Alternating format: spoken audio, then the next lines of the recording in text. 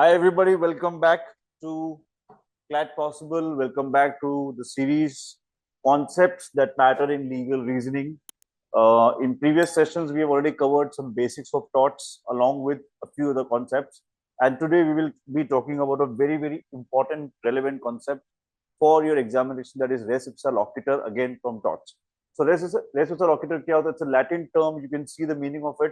The thing speaks for itself. The thing that speaks for itself is called Res Ipsa Loquitur. यानी कि कई बार क्या होता है कि negligence इतना ज्यादा obvious होता है.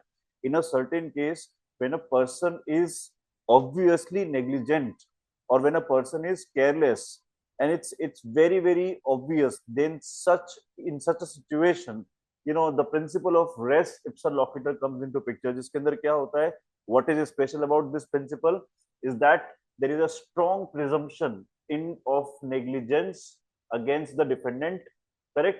तो फिर यहाँ पे plaintiff को केवल he just has to show that damage and does not need to establish, मतलब नॉर्मल जो प्रोसेस होता है उसमें उस प्रोसेस के अकॉर्डिंग उसको पूरे तरीके से एस्टेब्लिश नहीं करना होता, डिटेल्ड या इलेबोरेट तरीके से एस्टेब्लिश नहीं करना होता that how the defendant was negligent, right? So because the defendant is obviously negligent, so what is, you need to focus on the term that is obvious negligence. Okay, how is this concept different from other concepts? Is because normally you need to prove with evidences and with so much legal documentation that what has happened and what has not happened. But in this, the burden of proof shifts on the defendant to disprove his liability. Normally kya hota hai, let us say if the plaintiff has filed a case against the defendant, so normally the plaintiff has to prove everything against the defendant. But यहाँ पर उल्टा हो जाता है. यहाँ पर उल्टा क्यों हो जा रहा है? Because I told you that it's a case where the negligence is so obvious, ठीक है, that it is speaking for itself. Thing speaks for itself. Where the story is telling its own, how it happened. Okay, let's look at a question for this.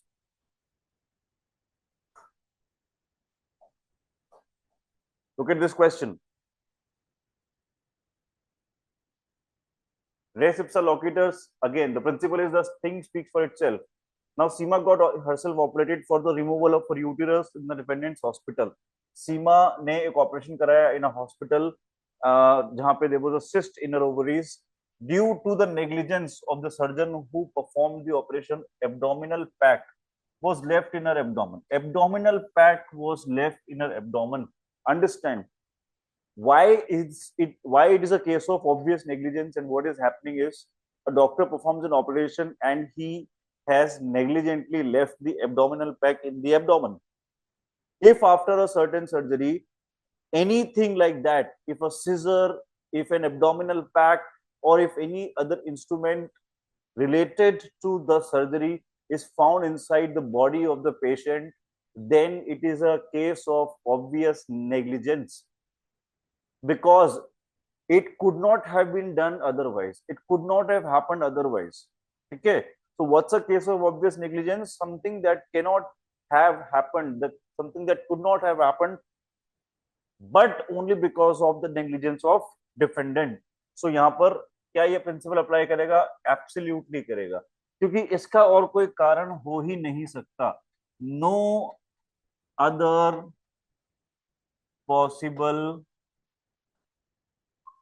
Reason, इसका और कोई कारण नहीं हो सकता. As simple as that. And therefore इसका answer क्या होगा? Surgeon can not be liable, तो आंसर हो नहीं सकता.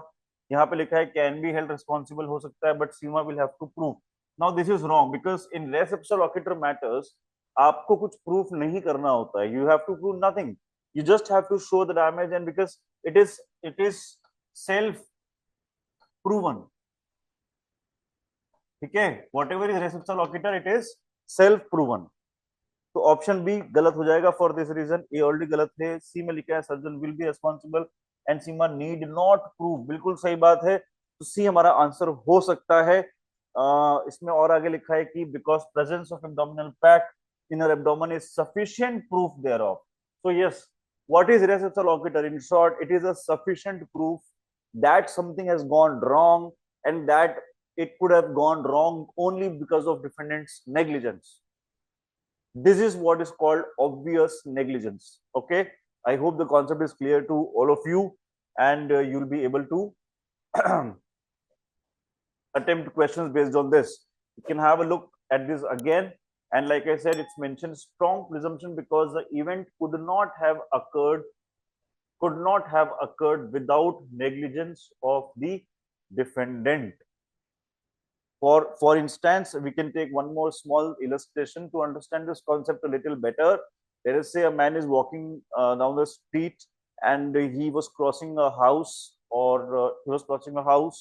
and then the moment he reached that particular location, a flower pot comes and falls on his head, comes somewhere from the top and falls on his head. Now I'm saying that there may be, by investigation, it is possible that this pot might have fallen from an unknown location. But what does it look like? It looks like that the house that he was crossing, let's say this is the house that he was crossing at that moment, and this is where the pot comes in, hits his head. So clearly, it again is a case of obvious negligence because the pot could not have fallen from any place other than this house. Understand? Could not have fallen from any place other than this house.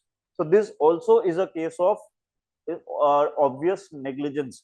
तो यहाँ पर क्या होगा कि जो defendant होगा उसके ऊपर लाइबिलिटी को अज्यूम करा जाएगा.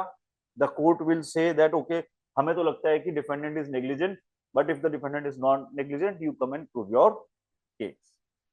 Okay, for detailed understanding, do refer to our lectures on res ipsa loquitur, and there is enough material available in CLAT possible books. All of that can help you really understand and grasp this concept even better. So I guess this is clear. Thank you so much. If you have not subscribed the channel already, please do that, because we are coming up with concepts that really matter for legal reasoning. Do like and share and subscribe this video for future updates. Thank you so much.